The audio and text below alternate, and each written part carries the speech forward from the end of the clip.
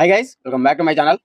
Mass జాతర movie నుంచి trailer అయితే నిన్న సాయంత్రం 8:30కు రిలీజ్ చేయడం జరిగింది గైస్. సో ట్రైలర్ ఎలా ఉందనేది పూర్తి రివ్యూ కూడా ఇవ్వడం జరిగింది. అయితే ఇప్పుడు ఈసారి trailer depth review, trailer head and details ఏంటిది అనేది మీకు క్లియర్ గా క్లుప్తంగా వివరిస్తాను గైస్. సో ట్రైలర్ లో అసలు ఏముంది, మనకు వాళ్ళు చెప్పాలి అనుకున్న కథ చెప్పారా లేదా, అసలు ట్రైలర్ ద్వారా మనకు వాళ్ళు ఏం చెప్పారు అనేది మీకు ఈ వీడియోలో అయితే చెప్పడానికి మీ ముందుకైతే రావడం జరిగింది గైస్. సో ముందుగా మన మాస్ మహారాజా రవితేజ అన్న కెరియర్ లో ఇది 75వ సినిమాగా అయితే మన ముందుకు రాబోతుంది గైస్.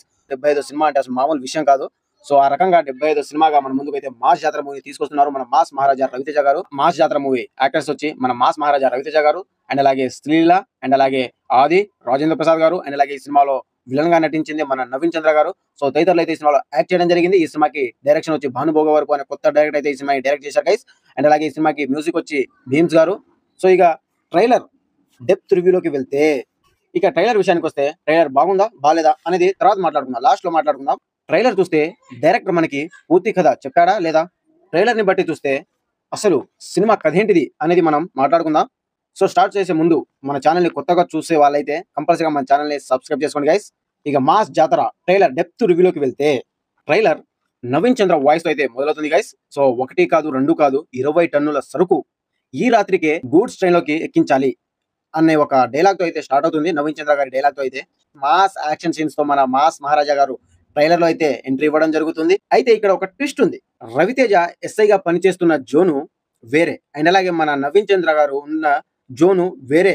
వీళ్ళిద్దరు అంటే హీరో విలను ఉన్న జోను వేరే వేరేగా ఉంటుంది మేబీ. అయితే ఇక్కడ మన నవీన్ చంద్ర గారు సరుకుని పంపించాలి అని చెప్తారు కదా. అయితే ఆ సరుకుని మన నవీన్ చంద్ర గారు రవితేజ గారు ఉన్న జోన్ మీద నుంచి పంపించడం, లేదా రవితేజ నవీన్ చంద్ర ఉన్న జోన్ కి ట్రాన్స్ఫర్ అయ్యి వెళ్ళడం, సంథింగ్ ఏదో జరుగుతుంది అక్కడైతే. ఇలా మన రవితేజ గారు అండ్ అలాగే ఇటు మన నవీన్ చంద్ర గారు హీరో విలన్ ఇద్దరు కలిస్తే ఎలా ఉంటుందో మనం చెప్పాల్సిన అవసరం లేదు కదా. అయితే వీళ్ళిద్దరు ఎదురెదురు పడినప్పుడు అసలు మన నవీన్ చంద్ర గారి దారికి మన ఎస్ఐ మన రవితేజ గారు అడ్డుగా వెళ్ళడం ద్వారా వీళ్ళిద్దరి మధ్య ఉన్న శత్రుత్వం ఎలా పెరిగింది, అసలు ఎలా స్టార్ట్ అయింది, వీళ్ళిద్దరి మధ్య ఉన్న గొడవ అసలు ఏ విధంగా స్టార్ట్ అవుతుంది, సరుకు వల్లనే స్టార్ట్ అయిందా లేదా ఇతర కారణాల వల్ల స్టార్ట్ అయిందా అనేది మనం ఇక సినిమాలో చూసి తెలుసుకోవాలి.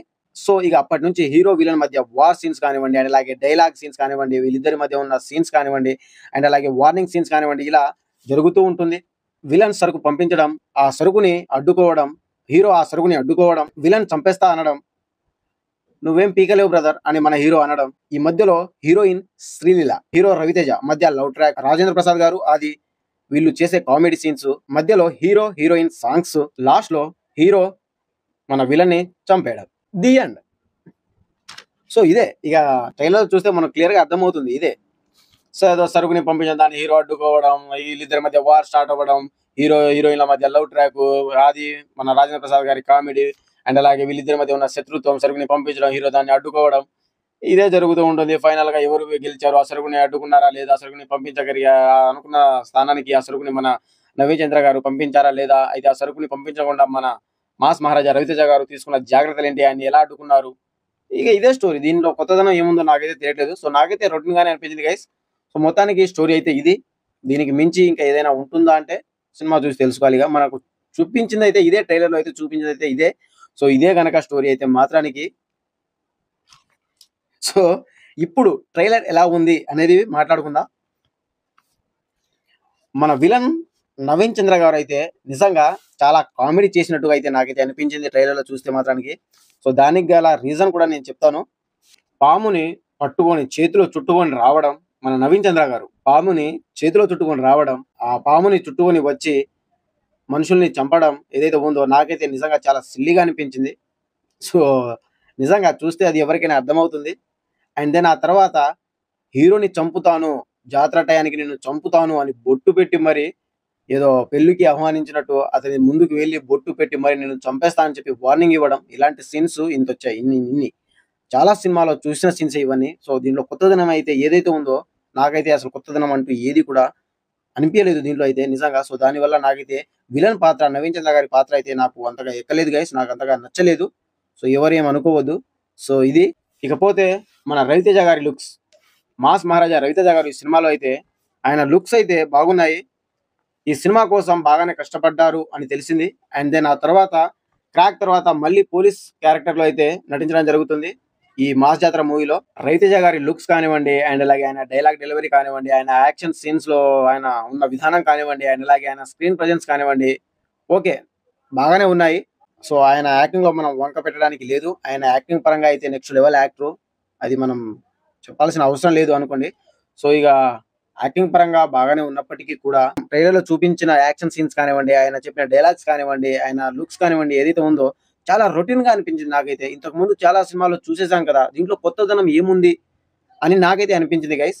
సో ఆయన లుక్స్ పరంగా, ఆయన స్క్రీన్ ప్రెజెన్స్ పరంగా, ఆయన డైలాగ్స్ పరంగా అయితే బాగుంది. సో ఇది ఇకపోతే హీరో హీరోయిన్ వీళ్ళిద్దరి కెమిస్ట్రీ అయితే నాకు చాలా రొటీన్ గా అనిపించింది. వీళ్ళ మధ్య ఉన్న డైలాగ్స్ కానివ్వండి, వీళ్ళిద్దరు ఉన్న విధానం కానివ్వండి, వీళ్ళ పేరు కానివ్వండి, సినిమాలో చాలా రొటీన్ గా చాలా సినిమాలు చూసిన విధంగానే అనిపించింది. సో ఇలా విలన్ పాత్ర కానివ్వండి, హీరో క్యారెక్టరైజేషన్ కానివ్వండి, హీరో హీరోయిన్ కానివ్వండి, కామెడీ కానివ్వండి, ప్రతి ఒక్కటి కూడా చాలా రొటీన్ గా అనిపిస్తుంది ఎందుకో మరి. మరి చూడాలి సినిమాలో ఎలా ఉంటుందనేది, కొత్తగా ఉంటుందా లేదా అనేది. ట్రైలర్ ని బట్టి చూస్తే నాకైతే చాలా రొటీన్ గా అనిపించింది ట్రైలర్ అయితే. ఇంతకుముందు చాలా సినిమాలో చూసిన ట్రైలర్ కట్ లాగానే కనిపించింది. సో ఇది గైస్.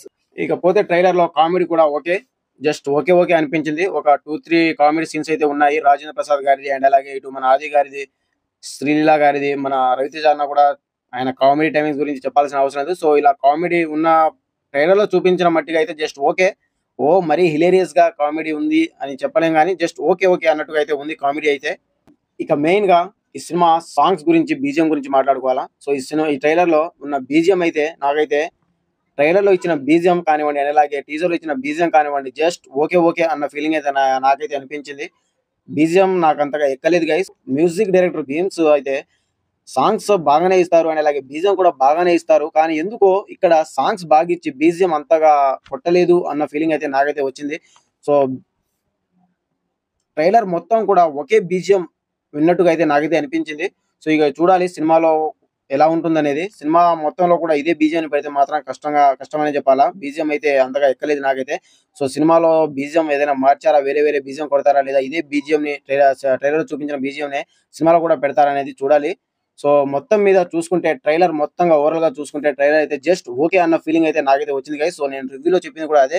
సో ట్రైలర్ అయితే నాకైతే అంతగా నచ్చలేదు. అదే రొట్ట స్టోరీ లాగానే అనిపిస్తుంది. అండ్ అలాగే routine trailer, routine mass action drama.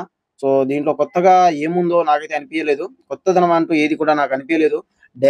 Dialogues కానివ్వండి, అండ్ అలాగే డైరెక్షన్ కానివ్వండి, స్క్రీన్ ప్లే కానివ్వండి, అండ్ అలాగే టెక్నికల్ వాల్యూస్ కానివ్వండి, ప్రతి ఒక్కటి కూడా రొటీన్ గానే అనిపించింది నాకైతే.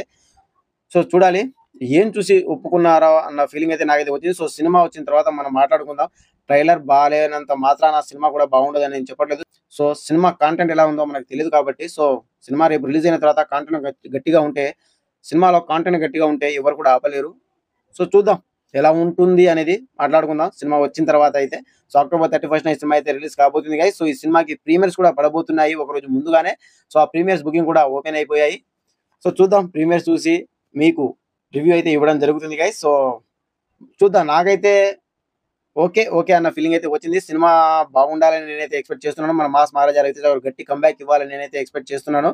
సో మీకు ఎలా అనిపించిందో కూడా కామెంట్ చేయండి. అండ్ అలాగే ఈ వీడియో మీకు ఎలా అనిపించిందో కూడా కామెంట్ చేయండి. నేను చెప్పింది నిజమా అబద్ధమా, సో ట్రూనా ఫాల్సా, అసలు కావాలని చెప్తున్నానా, మీకేమనిపించిందో నిజంగా చెప్పండి. గట్టిగా మీరు ట్రూగా మాట్లాడుకుందాం. నిజం చెప్పండి, మీకు ఎలా అనిపించిందో కంపల్సరీగా కామెంట్ చేయండి ట్రైలర్. సో ఇది గైస్, మరో కొత్త ఇంట్రెస్టింగ్ అప్డేట్ అయితే మీ ముందుకు వస్తాను. And by by, signing. Thank you.